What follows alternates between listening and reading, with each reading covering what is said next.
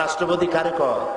হযরত ওমর ফারুক রাদিয়াল্লাহু তাআলা আনহু রাসূলের ঘরে রাসূলের সঙ্গে দেখা করতে গেছেন। রাসূলুল্লাহ আরাম ফরমাচ্ছিলেন।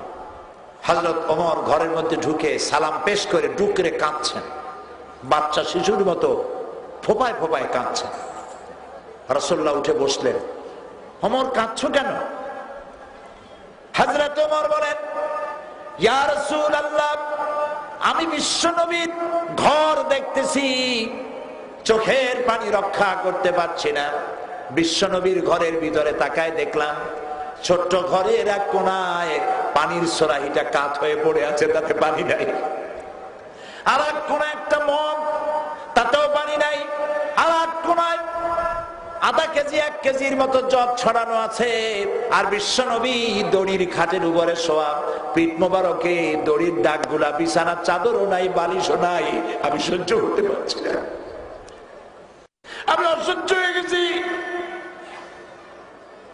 আপনি আমাকে অনুমতি দেন, আমি একটা তোষক বানিয়ে নিয়ে আসি আপনার জন্য।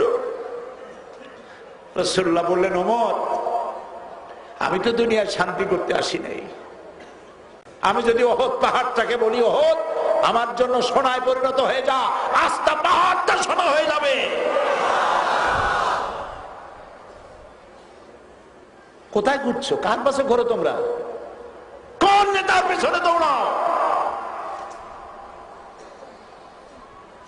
কোরআনের কাছে আসো, রাসূলের কাছে আসো, আবার ফিরে আসো।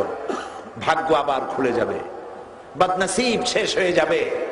পূর্ব দিগন্ত থেকে আবার খেলাফত আলা মিনহাজুন নবুওয়ার সূর্য উদিত হবে ইনশাআল্লাহ। ফিরে আসতে হবে সেই দিকে। বাহরাইন থেকে